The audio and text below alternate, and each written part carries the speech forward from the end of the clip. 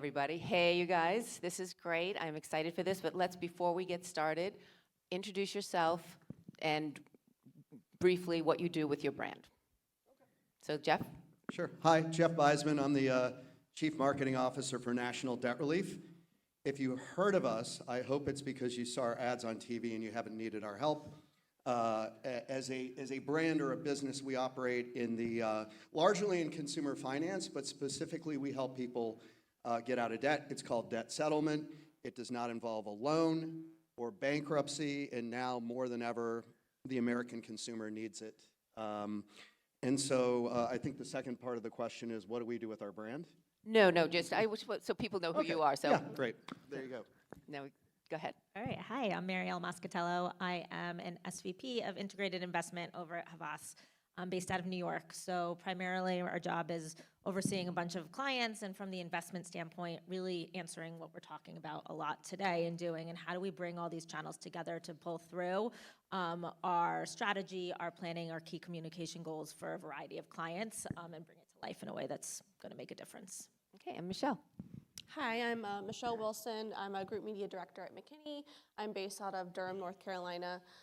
We're a full-service ad agency, but my team, we handle all of the strategy, the planning, and the buying for all different types of media across all different types of clients. So this is a very relevant topic for us. We've got clients that are buying TV, some that aren't, some are just digital.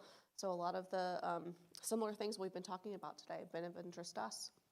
All right. Well, so we love to get a good diverse group. You know, we have brand agencies because obviously everyone deals with these differently depending on how you're looking at it and going about it.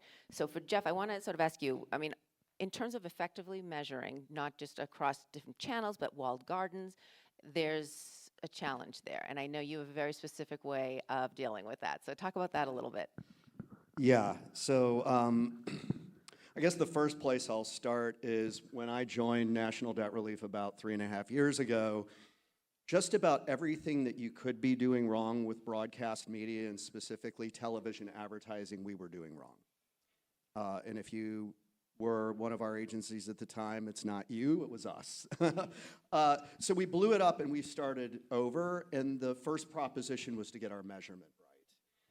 Which is tricky and challenging. And so the way we think about the measurement problem, I'll start with this. Every single thing relative to attribution is wrong. It's the degree to which it is wrong that matters the most. And so this idea of a perfect science of measurement or understanding and tracking every investment dollar spent and what it's delivering is literally a false choice. But what we realized is that the way we were doing it before, there was value being delivered to the business, it wasn't being measured properly. So we blew it up, we started over, and we developed a set of tools that's now expanded materially, starting with linear TV and deploying a probabilistic time decay measurement model, which really helped to serve the business. It's got some shortcomings, but it literally was able to help us scale our media to the point of critical mass. We have other tools that we use sort of in our toolbox, whether it's geo holdouts, which isn't to say this geography did better than that one, but you need match markets. And we do look at incrementality. So we apply all those things to help get channels to some point of efficacy and critical mass. And what we've deployed recently is more global kind of a macroeconomic marketing mix model.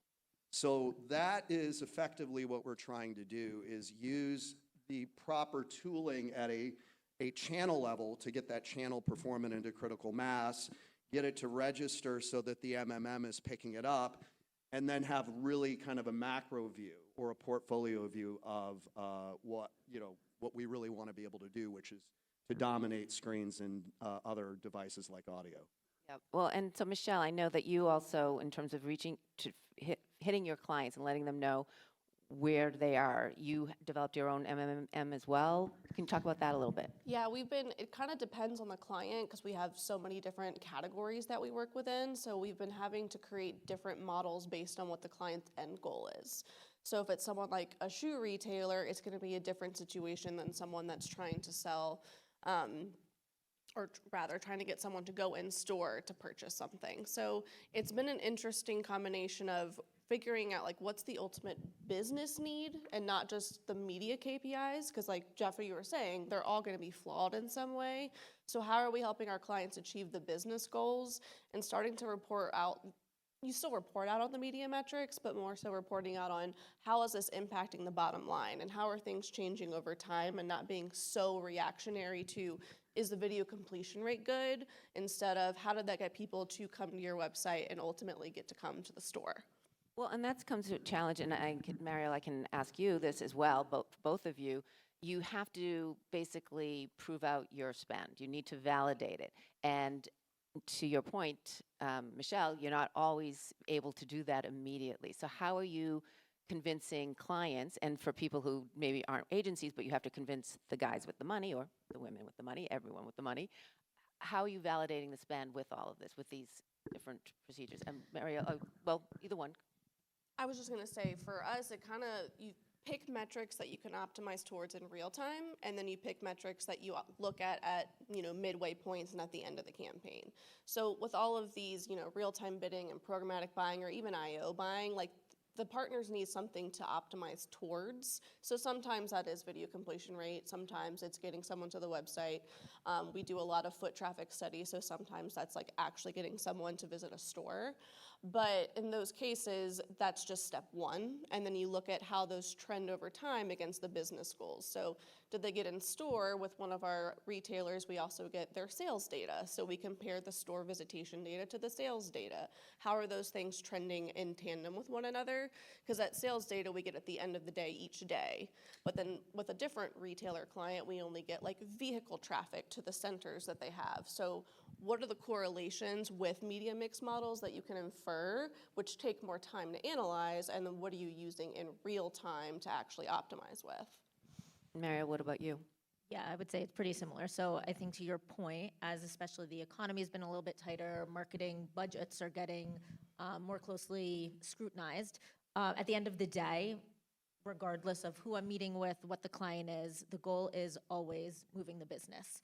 So you might have awareness campaigns, you might have lower funnel campaigns, but at the end of the day, we need to show that we're moving the business forward in order to maintain those. So I think all of our clients across the board, regardless of category, have ended up relying on the MMM that we've all talked about as the North Star, because it's really the only method we have as of today to put a true ROI on a channel level standpoint. And as we're all talking about fragmentation, connecting that is obviously our biggest challenge as marketers and agencies. But I think then, as Michelle was saying, it's the MMM could take upwards of 6 months to get a readout. So that's great, but I also can't tell a client, trust me, in 6 months, I'm gonna show you that this worked. So I think it's finding those real-time bidding, it's finding those real-time optimization metrics that correlate to what we're seeing and studying that. And I think that at the heart of it all, that really all comes back to a true measurement plan that we've aligned on the front of the process. So when we're presenting plans, scenarios, anything to our clients, it's important that we're telling them at that point, here's how we're gonna measure success at the end, but here's how we're gonna track it and optimize throughout the campaign, so it's not a surprise to any of us how we're ultimately playing it out on the back end. It's interesting you use the word correlate too, because that's a lot of, with one of our home renovation retailers is what I'll call it. For a long time, they want to get people in store to purchase, and it's not a product that you buy online. So we had to, in the absence of a foot traffic study a few years ago, we had to use correlation. So what are the pages on the website that someone might visit that are indicative of them actually potentially coming to the store to purchase? And it was great when we did implement foot traffic studies later on, we basically proved ourselves. We said these were the pages that were gonna be more likely for someone to purchase, and we saw visitation to those pages actually did result in foot traffic and actually did result in sales. So it's using correlation in a way that's informed to actually like move the bottom line needle.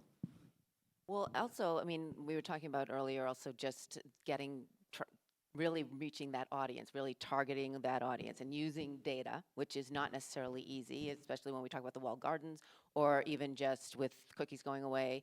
But you still need to figure out who the audience is and where you're going. It's no, it can't just, pray and splay or split, what is it, spray and pray? So yeah, whatever, but you can't just do that, and that's just a waste of money. So Jeff, in terms of how are you dealing with getting that data and relying on that data when you're making your investments? So it sort of depends. I have a slightly different point of view. I think everything works at the right price.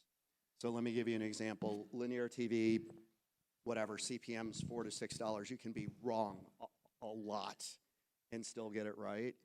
And also plant seeds for the future for people that may not be kind of like mid or lower funnel at that time. But to your point, finding that audience, how do we do it? I mean, a lot of people start at sort of the performance level and go from there, and I think that can be a mistake. So we try to use a combination of not just third-party and syndicated research, but our own. So I don't know if anybody's done an attitude and usage, which I think is incredibly helpful, and shame on us, we're just now doing it, so before we were guessing a little bit. And I think that has helped to inform a lot of things for us. So we're starting to develop tools like that instead of just getting into the market and testing your way into it, because obviously that's dollars and that's waste and that's time. So we start to look at things like that up front that help to shortcut that process. Well, and Mariel, Michelle, we talked about cookies when we had our phone call, and you were sort of saying it's been happening a long time, and maybe you're preparing for it, or you're kind of like, is it going to be a big deal? So, and I think a lot of people, I know it can be 50-50 in terms of, I talk to some people and they're like, oh, I'm sick of talking about it. And other people, it's like, no, we're concerned, we need to deal with this. Mm-hmm. What's your take, and how are you dealing with it in terms of, so you can get that kind of data that you need? Yeah, we've actually been, it's going to impact a multitude of different things. So it's going to impact targeting for sure, and you're going to have to rely more on those contextual elements and making sure you have your content around things that make sense for your brand. But that's actually something that we're less worried about, and we're more worried about the attribution piece. And what does that actually mean when cookies go away to actually tie the impact of the advertising to the bottom line?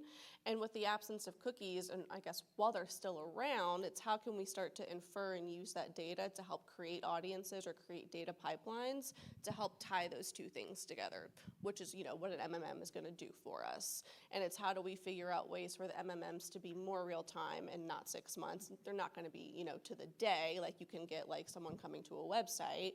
But we, like I said, do a lot of like foot traffic measurement or ROAS, so return on ad spend on the site. And as those things start to dwindle and you can't tie those two things one-to-one, we've been thinking through like what first-party data can we start to use dependent on what the clients have access to. What things can we test now when cookies are still around to help infer and build out what those connectors are going to be later. And a lot of it's going to be based on, talking about walled gardens earlier, what the Googles, the Facebooks, the Metas are doing. They're having all of these things. You need like CAPI with Meta. You have to implement that on the website, and making sure they're all going to have their own way of doing that, because at the end of the day, the Googles and Metas of the world want to make money. So they're going to figure out a way for us to do something. It's just implementing all of those independent pieces. By the way, Google and Meta want you to believe that all roads point to them anyway, right? Of course. Well, so Mariel, what about how much are you relying on third-party partners? Because this is obviously, if you have the right partnerships, Yep. then you can help use their data as well, and to some point trust it more. Yeah, absolutely. So right now it's a mix because it totally depends on the category, because what you're using for a retailer versus a pharmaceutical is going to be entirely different and entirely impacted in a very different way as we kind of enter into this impending cookieless world. So I think what we've been doing internally is working with our clients, working with our partners to really help get the infrastructure in place so that they could rely on their own data, because you said it exactly, you're sitting on a ton of your own data. All of our clients are. But what we're finding pretty consistent across the board, or in many cases, is they're just not set up to use it in a way that we can effectively gain learnings, gain targets, apply to our media buys. So what we've been doing internally and working with our clients is kind of partnering, offering solutions in a variety of different ways to help them get ready in that sense, because there's essentially like a gold mine that we can use, and then we could apply that with our third-party data, our third-party partners as well, and kind of see what we can merge together through some of, the tools we have in-house, but also just how can we take what's already there and make it work a little bit harder for us. Right, there's so much wasted data. I mean, I know I'm talking with so many people that it's been very siloed, the CRM and wherever else you're gaining that data. And are you finding clients are now able to, and for you yourself within your organization, now seeing that vault of information, and how are you sort of managing that internally? Because that's another, this is one group, this is another group, and then bringing it all together. Because this is really, as you said, it's really valuable information that you need. Yeah, I mean, I think we're chipping away at it. In some cases, it's small test pilots. Let's prove out what this data can do for you. In others, it's more educational and helping them realize, because I think part of it is trying to get the right teams together to figure out how to set it up and apply it properly. So just really working in partnership together so that we understand what's there, what's available, and then what kind of pipes or tools are needed to help take it to the next level. And I think it also depends, everything's client dependent, but some clients do have rich data, some clients don't. So in those absence of the rich data, it's trying to figure out what are the outside sources that you can rely on or infer from to figure out what makes the most sense. So we have one client that's already implemented a CDP, and they're getting a lot of that really great data that they've never had before. And then we have another client that has CRM data, but they're almost afraid to use it because there's so many regulations, and so it's a little bit of an education piece and making sure that they feel comfortable on how to use that data correctly. Yeah. So, and you touched on it with attribution. Obviously, that's going to be a huge thing, because you have so many different channels. How are you relying on, okay, maybe I first saw it in a display ad, then I went to social media, and then finally YouTube or wherever. It's how are you finding where that sale is, and how are you following your consumer's path? So Jeff, let's start with you. It's going to sound like a broken record, but with MTAs effectively being invalidated, we didn't even try, by the way, because we saw the trend of going cookieless happening, and I'm like, it's not even worth the investment. So broken record, it's an MMM, and I know we're going to talk in one of the offshoots here about last click or first click or whatever. It's Round table. Yeah, round table, sorry. It's all wrong, right? MMM is probably more right at a macro level than any of it, but in my opinion, there is no other effective way today to understand the relative contribution across channels and marketing programs. There isn't any other way that I'm aware of. And right now, Google and its offering of black box entities, they've come out with data-driven attribution. So we've transferred some clients over to that, which again is still, you're relying on Google a lot. I'm stealing an analogy from our Des, who leads our paid search team. He said it's almost like soccer. So the goalie and last touch attribution gets all of the credit. And data-driven attribution, some of the people that kicked him the ball and got it to the ultimate goal are also getting partial credit. So we've switched over some clients to that to see what those trends look like, because from Google it's taking one conversion and attributing it 0.1, 0.2, and 0.7 across the different data elements, but it's all digital. So you've got to be running everything through the same ad server. You can connect paid search to it when you're using SA360, but you still have the walled gardens of social, and social uses any touch attribution because they just want all the credit. And then that has nothing to do with anything traditional. So it's just kind of everything in its own little bucket and trying to get the best out of what you can.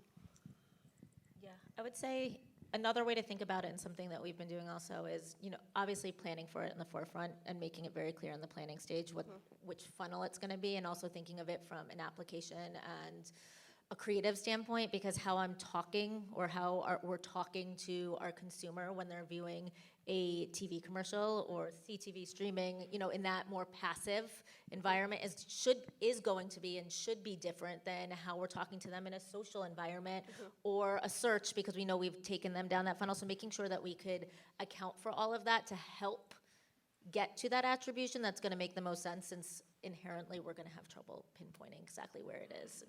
Well, I mean, and I get the answer in terms of, yes, you don't want to invest on certain channels that aren't getting any type of play. But ultimately, if it is that path, if you need all those to bring you lower down the funnel, is attribution, and I don't know, don't everyone start yelling at me, but can you keep it a little broader? I mean, can you make that work and still have a successful campaign?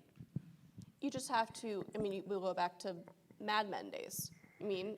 My favorite episode of Mad Men, for anyone who hasn't watched it, is when the media guy gets a computer and it's an entire room.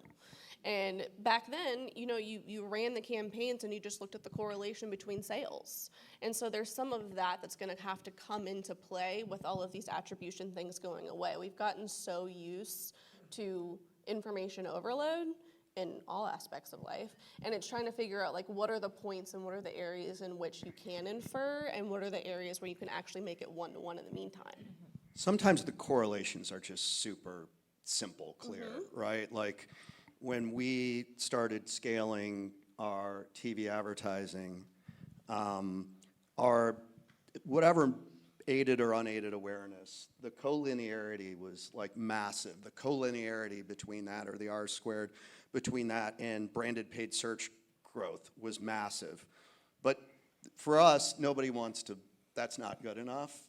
It was only when we kind of showed that and the line sloped the same way in the MMM in terms of our baseline, that it's our CFO went, oh, okay, this is a money machine. So yeah, it helps, but I don't think it's enough. It's the best of what you can get in trying to figure it all out. Yeah. Right. Well, and we also touched on earlier, Dave did, and then I think John chimed in as well with the frequency and dealing with all of that, because that is a concern. Watch, especially with digital.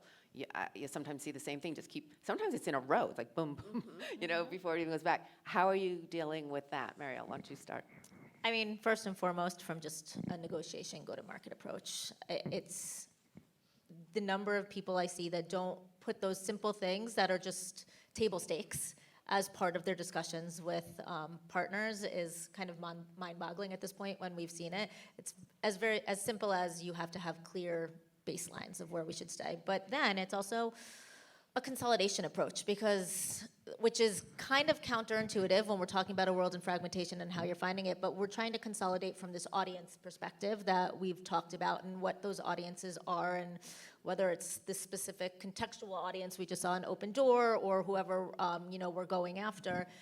And then how do we measure in that sense? So perhaps it's a DSP, perhaps it's a partner, a broader buy, but how we're looking at it from that sense to at least provide some guidelines that we can report out on and continue to monitor to make sure that we're staying. Got it. Well, I want to ask one more question of you guys, but then I'm going to open up to any of you. So if you have a question, think about it and definitely take advantage.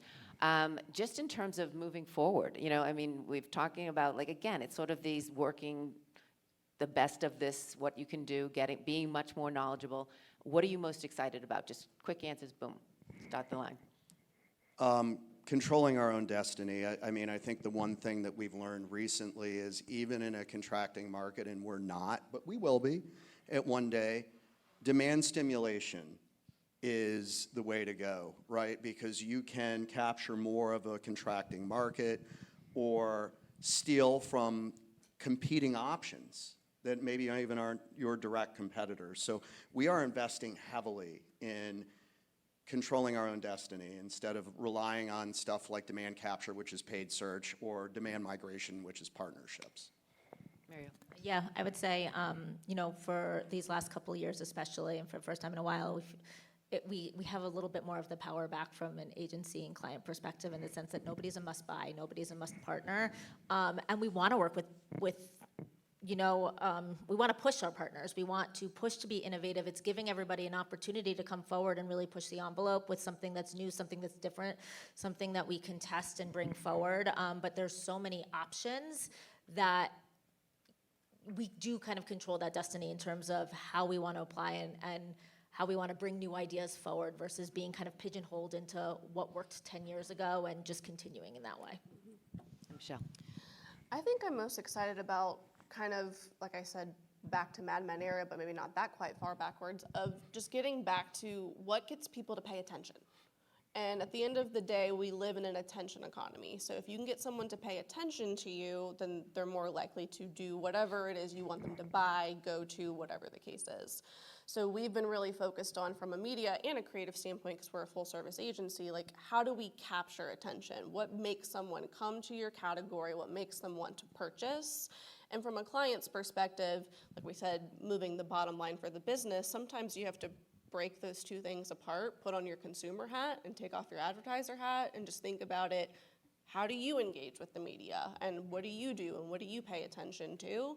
And just kind of focusing on that one key piece is what I'm most excited for us to figure out how we move that forward. And sometimes it's, you can get so in the weeds on the data, you forget like we're all consumers too, and we all pay attention to the media. And so it's really that attention piece and trying to figure out how we capture it. Do we have any questions for these guys out in the audience? Did you hear? Just as you ask questions throughout the 3 days, just let us know who you are and where you're from. Mark Fleisch. I'm from Chicago, work at Yahoo. Thank you all. It's really refreshing to hear sort of a candid perspective on the measurement space, and that seem to all agree that it's directional at best in many cases. But my question is, when it comes to the various partners that you work with, oftentimes partner vendor evaluations are based on some of those same performance metrics that we agree are directional. So how are you thinking about the various partners in your media mix, and how much weight are you putting on like sort of those performance metrics that tend to be flawed versus other types of metrics?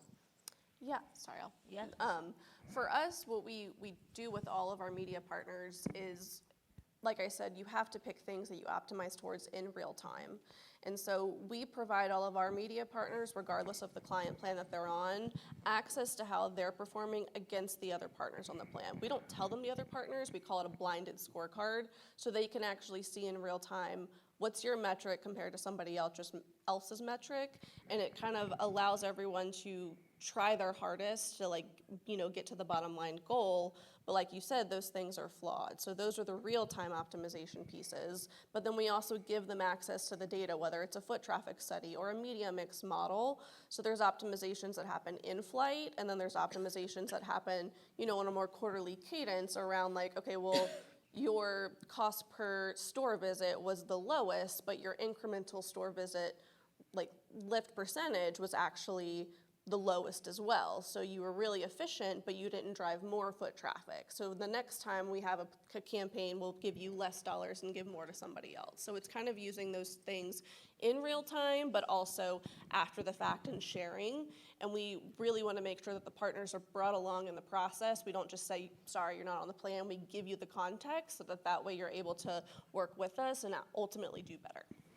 So I'll take a crack at it as a brand. And for us, if you're an agency or any kind of third party and you don't come to the table with a concrete and efficacious measurement and attribution philosophy and tooling, we're not talking to you.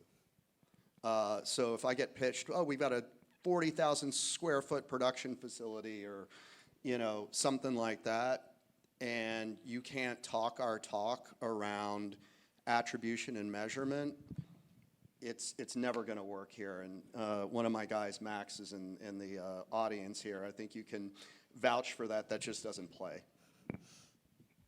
All right, well, I think we're going to call it here, and just give a big round of applause for these guys. Thanks, Jeff, Mariel, and Michelle. You guys were